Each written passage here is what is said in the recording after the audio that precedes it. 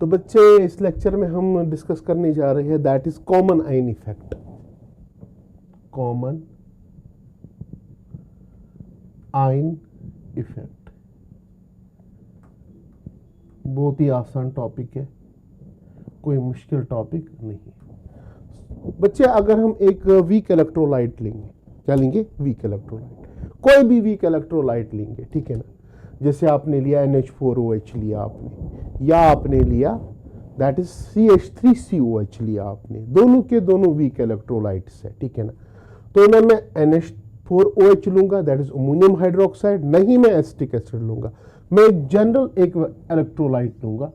Suppose मैं उसको hypothetical मान के चलूंगा AB, it will reversibly give A positive and B negative. Okay, hypothetical लिया, ये अमोनियम हाइड्रोक्साइड भी हो सकता है या एसिटिक एसिड भी हो सकता है, कोई भी होगा, ठीक है ना।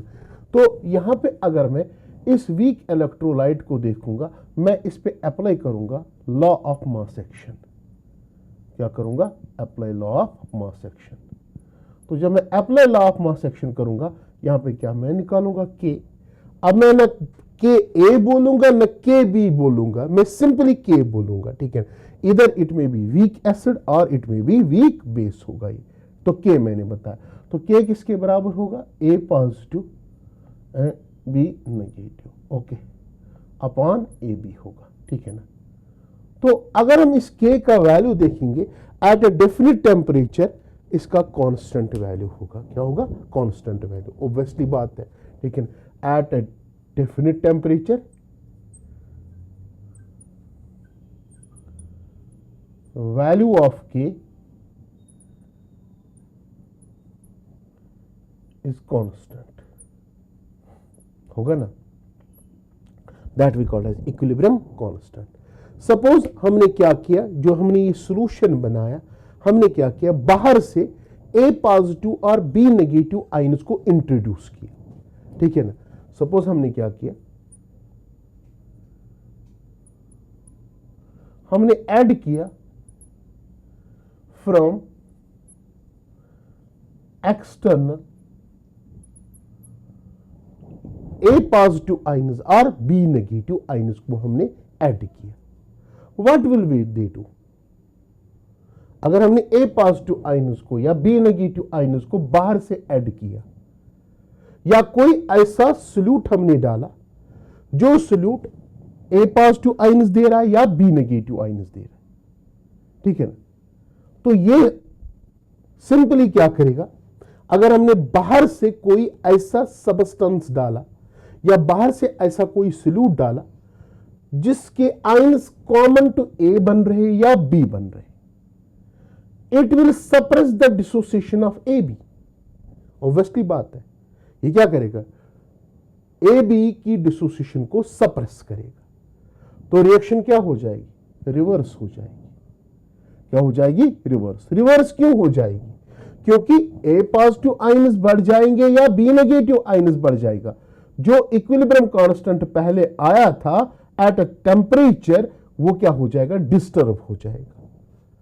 In order to regain that equilibrium constant or the value of K, ठीक है ना, it will do what?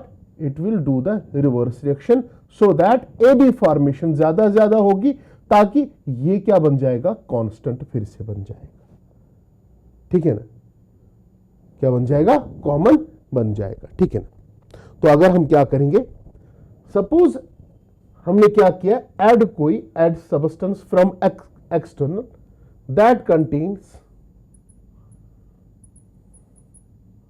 A positive or B negative ions.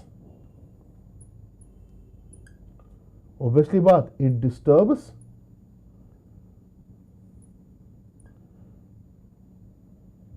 chemical or ionic equilibrium। Ionic equilibrium को क्या करेगा? डिस्टर्ब करेगा, ठीक है ना। अब यहां पे डिस्टर्ब करने के बाद यहां पे अगर हम देखेंगे, या A पॉजिटिव के आयन्स बढ़ गए या B नेगेटिव के आयन्स बढ़ गए, ठीक है ना, या A पॉजिटिव के या B नेगेटिव के आयन्स बढ़ गए, तो उसकी वजह से K का वैल्यू यहां पे क्या हुआ? डिस्टर्ब हुआ। बट हमने क्या बोला था, टेम्परेचर हमने चेंज नहीं किया, सिर्फ क्या किया, आयंस को चेंज किया, मींस आयंस एक्सटर्नल ऐड किए, उसकी वजह से की वैल्यू चेंज हुआ, ठीक है ना। बट हमने क्या बोला था, डेफिनेट टेम्परेचर पे डेफिनेट क्या होता है, के का वैल्यू होता है, किसी स्पेसिफिक रिएक्शन में कांस्टेंट होता है। तो in order to regain its K value, what it will do backward reaction so that AB more and more formation will occur so that K will remain constant।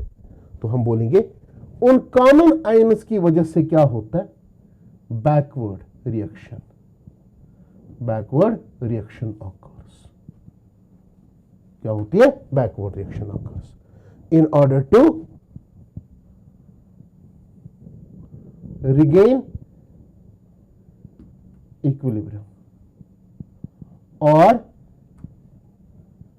Equilibrium हम बोलेंगे in order to regain equilibrium constant, और that is K, ठीक है ना। Okay, इसको हम यहां पे बोल सकते हैं इस तरीके से। सपोज अगर मैंने यहां पे लिया CH3 COOH, this will dissociate and it gives CH3COO negative and H positive देता है। सपोज मैंने क्या किया, इसी सॉल्यूशन में मैंने HCl डाला, HCl भी डिसोसिएट हुआ, इसने क्या दिया, H पॉजिटिव और Cl नेगेटिव। मींस अगर यहां पे देखेंगे इसका H पॉजिटिव और इसका H पॉजिटिव ये क्या आपस में है, कॉमन, क्या है, कॉमन। ओके, उस कॉमन की वजह से क्या हुआ, H पॉजिटिव की कंसंट्रेशन इंक्रीज हो गई, ठीक है। इसका जो इक्विलिब्रियम कांस्टेंट था या डिसोसिएशन कांस्टेंट था, दैट इज के वैल्यू, वो डिस्टर्ब हुआ। जब डिस्टर्ब होने के बाद रिएक्शन किस डायरेक्शन में जाएगी, बैकवर्ड डायरेक्शन में जाएगी। वो क्या करेगा, मींस इसकी कंसंट्रेशन को कम करता जाएगा, दैट इज CH3CO नेगेटिव की कंसंट्रेशन को कम करेगा। तो ये कॉमन आयन इफेक्ट है। कौन सा इफेक्ट है ये, कॉमन आयन इफेक्ट है, इसको हम कॉमन आयन इफेक्ट बोलते हैं।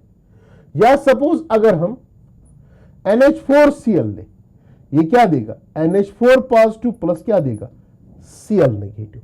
अगर हम इसी में क्या डालेंगे, NaOH नहीं, इसमें हम डालेंगे NaCl डालेंगे, क्या डालेंगे, NaCl डालने के बाद ये क्या देगा, Na positive plus Cl negative. Means यहां पे क्या हो गए, ये दो कॉमन आ गए। तो अगर यहां पे कॉमन की वजह से क्या हुआ, मींस वही हाल इसका भी हुआ, पहले कुछ इक्विलिब्रियम कांस्टेंट था, अब इक्विलिब्रियम कांस्टेंट रिगेन करने के लिए इसमें क्या होती है, डायरेक्शन बैकवर्ड डायरेक्शन होती है। बट यहां पे किस आयन की सप्रेस हो जाती है, NH4 पॉजिटिव, यहां पे किस आयन की सप्रेस हो जाती है, NH4 CH3CO नेगेटिव। मींस जो कॉमन आयन नहीं है, जो कॉमन आयन नहीं है, उसकी कंसंट्रेशन को क्या हो जाता है, सप्रेस हो जाता है। तो इस पॉइंट को भी याद रखना, ठीक है ना। The ion which is not common, it's concentration gets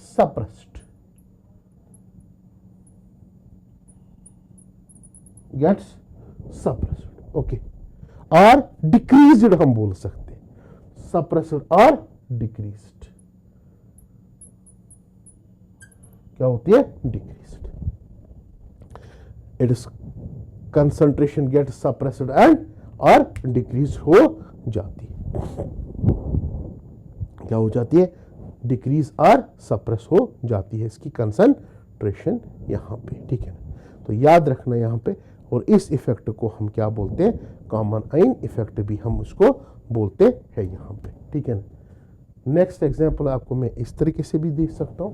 suppose आपके पास है सोडियम एसिटेट, कौन सा, सोडियम एसिटेट। सोडियम एसिटेट ये होता है, अगर यहां पे देखेंगे ये क्या देगा, CH3CO नेगेटिव या Na पॉजिटिव। मींस अगर हम इस सॉल्यूशन में क्या डालते, इधर NaOH, अगर NaOH डालेंगे ये क्या देगा, Na पॉजिटिव और OH नेगेटिव, मीन्स यहाँ पे Na पॉजिटिव क्या आया, कॉमन आया, मीन्स उसकी यहाँ पे बैकवर्ड रिएक्शन होने का मजबूर करेगा, क्योंकि यहाँ पे प्रोडक्ट साइड में कॉमन क्या आया, एक आयन, उसको क्या करेगा ये, मीन्स रिवर्स रिएक्शन करेगा, ठीक है, क्योंकि उसकी कंसंट्रेशन बढ़ जाएगी और उस बढ़ने की वजह से जो K का वैल्यू होगा वो चेंज होगा. In order to maintain the K value it will do what reaction, backward reaction, so that it maintains its K value. या हम क्या कर सकते, इसमें और भी कोई सब्सटेंस डाल सकते हैं, जैसे NaOH डाला हमने, यहाँ पे हम क्या कर सकते, इसमें हम क्या कर सकते हैं, CH3COH भी डाल सकते हैं, क्योंकि ये भी क्या देगा, CH3CO negative and H positive. इस टाइम Na कॉमन नहीं है, इस टाइम कौन सा कॉमन है, एस्टेट आयन कॉमन है, ठीक है ना. इस तरीके से हम यहाँ पे इस इफेक्ट को क्या बोलते हैं, कॉमन आयन इफेक्ट हम बोलते हैं. Thank you very much.